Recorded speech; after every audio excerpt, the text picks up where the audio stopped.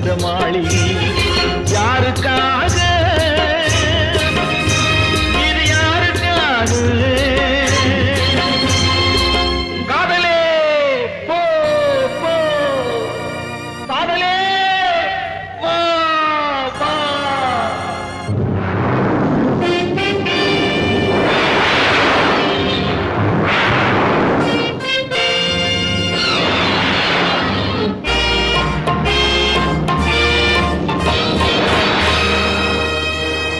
மரணம் என்னும் தூது வந்தது அது மங்கை என்னும் வடிவில் வந்தது